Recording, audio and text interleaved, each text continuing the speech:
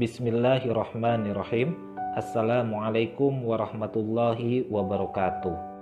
Ananda santri kelas 9 MTS Husnul Khotimah yang dirahmati Allah, Ustaz doakan semoga antum dan keluarga berada dalam kondisi sehat walafiat, tetap semangat belajar, dan semoga rahmat, hidayah, serta taufik Allah Subhanahu wa Ta'ala senantiasa menyertai aktivitas sehari-hari. Di kesempatan pertemuan kali ini, kita akan melanjutkan materi pembahasan mata pelajaran pendidikan Pancasila dan kewarganegaraan. Di kesempatan pertemuan kelima ini, yang akan kita bahas adalah materi bab 2 yang berjudul isi dan pokok-pokok pikiran yang terkandung di dalam pembukaan Undang-Undang Dasar Negara Republik Indonesia tahun 1945. Untuk itu, mari kita pelajari materi ini dengan sebaik-baiknya.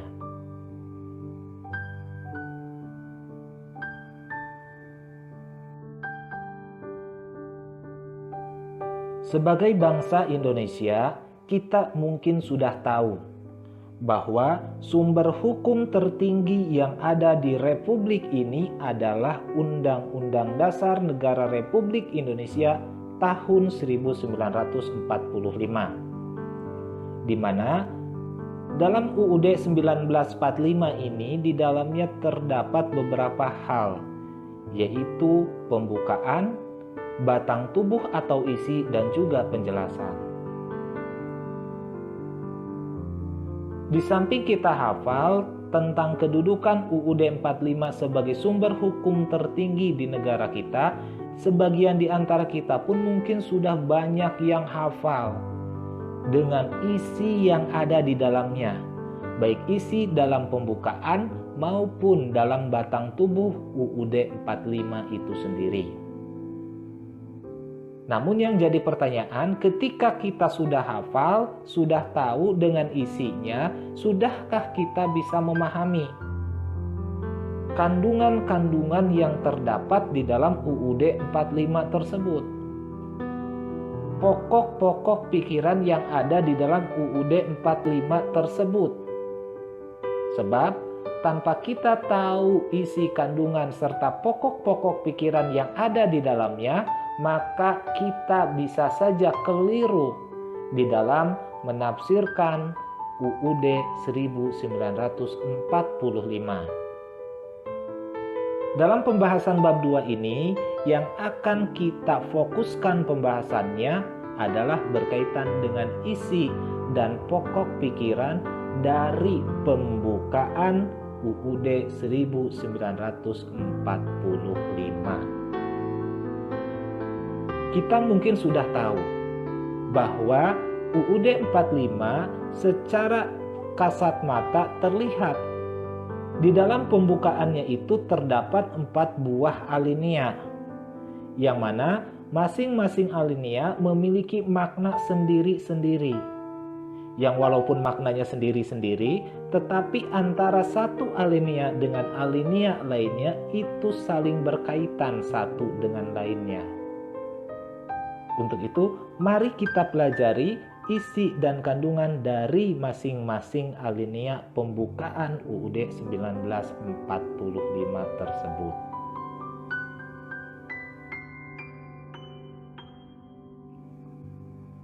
Alinea ke-1 dari pembukaan UUD 1945 berbunyi bahwa sesungguhnya kemerdekaan itu ialah hak segala bangsa, dan oleh sebab itu maka penjajahan di atas dunia harus dihapuskan karena tidak sesuai dengan pri kemanusiaan dan pri keadilan. Alinea ke-1 ini bermakna bahwa yang namanya kemerdekaan merupakan hak moral dan hak kodrat segala bangsa, sehingga wajib untuk dihormati oleh segala bangsa lainnya. Di dalam alinea ke-1 juga memuat 2 buah dalil, yaitu dalil objektif dan dalil subjektif. Disebut objektif karena dalil ini disepakati oleh segala bangsa, Sementara disebut subjektif karena mungkin ada bangsa lain yang tidak sepaham dengan dalil ini. Dalil objektif yang terdapat di dalam alinea ke-1 adalah penjajahan tidak sesuai dengan pri kemanusiaan dan pri keadilan. Bangsa manapun kita yakin bahwa tidak ada yang sepakat bahwa penjajahan itu bagus. Semua sepakat yang namanya penjajahan itu adalah tindakan yang bertentangan dengan pri kemanusiaan dan pri keadilan, walaupun itu bangsa penjajah sendiri. Sementara di dalam dalil subjektif berisi partisipasi bangsa Indonesia dalam membebaskan diri dari segala bentuk penjajahan. Ini disebut subjektif karena tadi bagi bangsa Indonesia perjuangan yang kita lakukan adalah dalam mencapai kemerdekaan. Sementara lain cerita jika dilihat dari sisi bangsa penjajah. Bagi Jepang, bagi Belanda, perjuangan dari bangsa kita adalah sebuah upaya pemberontakan menurut mereka. Makanya kalimat tersebut disebut sebagai dalil subjektif.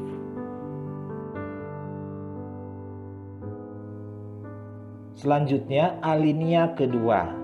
Alinea kedua berbunyi, dan perjuangan pergerakan kemerdekaan negara Indonesia telah sampailah kepada saat yang berbahagia. Dengan selamat sentosa mengantarkan rakyat Indonesia ke depan pintu gerbang kemerdekaan negara Indonesia yang merdeka, bersatu, berdaulat, adil dan makmur.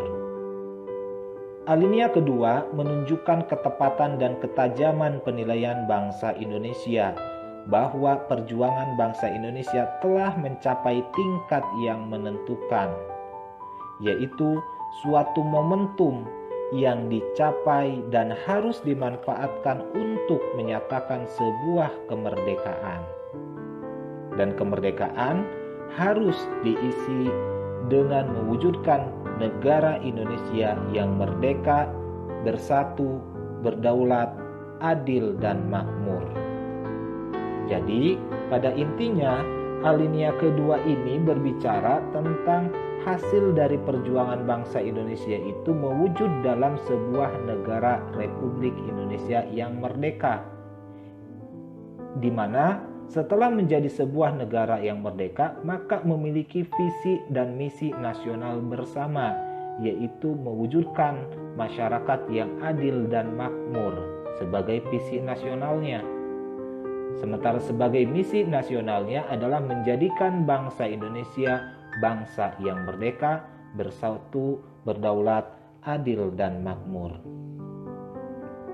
Sebagai bangsa Indonesia, kita harus sadar bahwa kemerdekaanlah bukan akhir dari sebuah perjuangan. Sekali lagi, kemerdekaan bukanlah akhir dari perjuangan sebuah bangsa. Kemerdekaan yang diraih harus mampu mengantarkan rakyat kita menjadi sebuah negara yang benar-benar merdeka, bersatu, berdaulat, adil, dan makmur. Negara yang merdeka berarti negara yang terbebas dari segala bentuk penjajahan bangsa lain.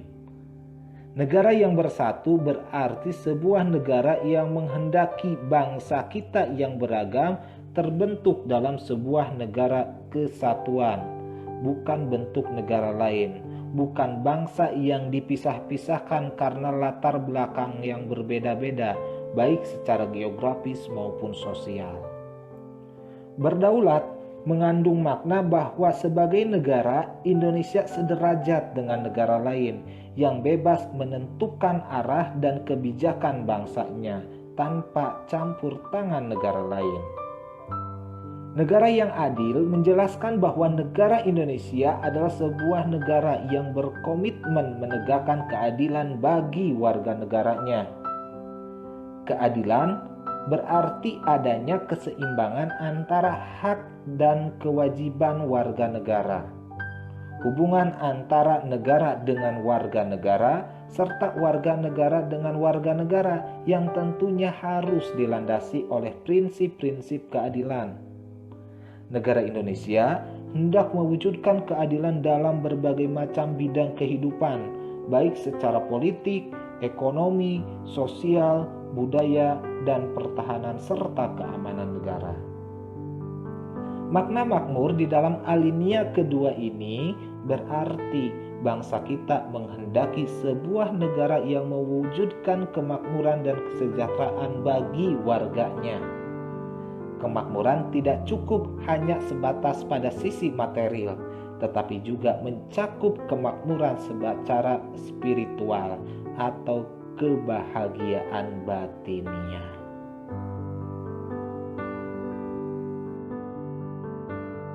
Berikutnya ada alinea ketiga. Alinea ketiga berbunyi, atas berkat rahmat Allah yang Maha Kuasa dan dengan didorongkan oleh keinginan luhur supaya berkehidupan kebangsaan yang bebas, maka rakyat Indonesia dengan ini menyatakan kemerdekaannya. Alinea ketiga menggambarkan sebuah motivasi spiritual yang luhur serta suatu pengukuhan dari proklamasi kemerdekaan dan ketakwaan bangsa Indonesia terhadap Tuhan Yang Maha Esa. Karena berkat rahmatnya bangsa Indonesia berhasil dalam perjuangan mencapai kemerdekaan. Jadi pada intinya di alinea ketiga ini menggambarkan sebuah pengakuan bahwa kemerdekaan negara kita bukanlah semata-mata hasil jerih payah perjuangan tokoh-tokoh pejuang kita semata, melainkan sebuah anugerah atau rahmat yang begitu besar dari Allah Subhanahu wa Ta'ala. Jadi kita lihat alinea ketiga ini menggambarkan bahwa negara kita ini adalah sebuah negara yang sangat religius. Yang menggambarkan kemerdekaannya saja adalah sebuah anugerah dari Allah yang Maha Kuasa.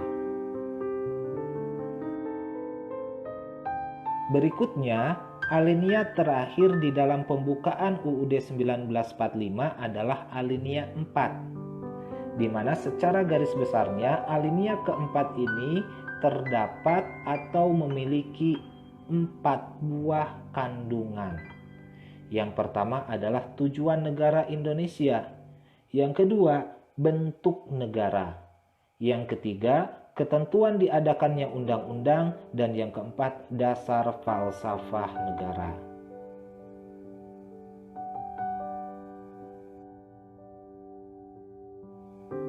Apa tujuan negara Republik Indonesia berdasarkan UUD 45? Yang pertama, melindungi segenap bangsa Indonesia dan seluruh tumpah darah Indonesia. Yang kedua, memajukan kesejahteraan umum. 3. Mencerdaskan kehidupan bangsa. 4. Ikut melaksanakan ketertiban dunia yang berdasarkan kepada kemerdekaan, perdamaian abadi, dan keadilan sosial bagi seluruh rakyat Indonesia. Itulah tujuan didirikannya negara Republik Indonesia yang wajib untuk ditunaikan, wajib untuk diupayakan dengan sebaik-baiknya oleh seluruh bangsa Indonesia, khususnya oleh para penyelenggara negara kita.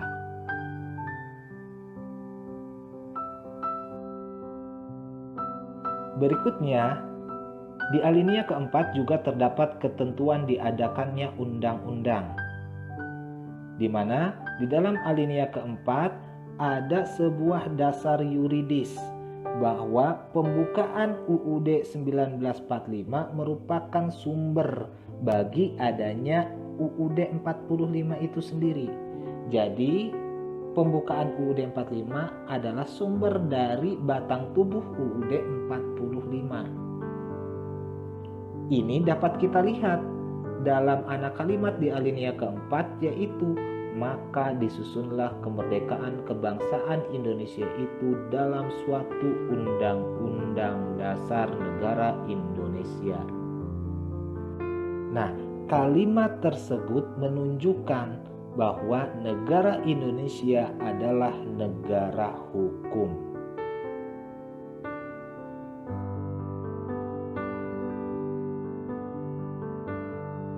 Di dalam alinea keempat juga disebutkan tentang bentuk negara Indonesia, di mana di dalam ana kalimat yang terbentuk dalam suatu susunan negara Republik Indonesia yang berkedaulatan rakyat. Di sana kita bisa lihat bahwa negara kita adalah negara yang berbentuk republik dan berkedaulatan rakyat. Berkedaulatan rakyat berarti negara kita ini didasarkan pada prinsip-prinsip dari rakyat, oleh rakyat, dan untuk kepentingan rakyat. Terakhir, di alinea keempat juga disebutkan dasar filsafat negara, yaitu terdapat di dalam penggalan kalimat dengan berdasar kepada ketuhanan yang Maha Esa, kemanusiaan yang adil dan beradab, persatuan Indonesia, dan kerakyatan yang dipimpin oleh hikmah kebijaksanaan dalam permusyawaratan perwakilan, serta dengan mewujudkan suatu keadilan sosial bagi seluruh rakyat Indonesia. Nah, kita bisa lihat bahwa dasar filsafat negara yang dimaksud di sini adalah Pancasila. Jadi ketika ada pertanyaan, urutan Pancasila yang digunakan oleh bangsa Indonesia adalah yang sesuai dengan apa? Tentu jawabannya adalah yang sesuai dengan isi dari alinea keempat pembukaan UUD 1945.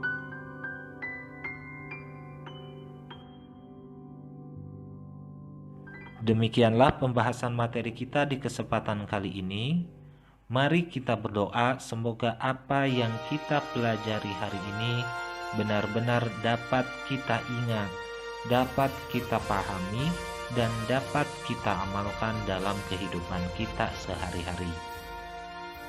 Sebelum menutup pembelajaran, ada sebuah catatan atau sebuah ungkapan yang disampaikan oleh Insinyur Soekarno yang diharapkan bisa menjadi sebuah bahan renungan untuk kita semua. Insinyur Soekarno pernah berkata, "Siapa ingin memiliki mutiara harus ulet menahan nafas dan berani menyelami samudra yang sedalam-dalamnya." Terima kasih. Billahi taufiq walhidayah. Wassalamualaikum warahmatullahi wabarakatuh.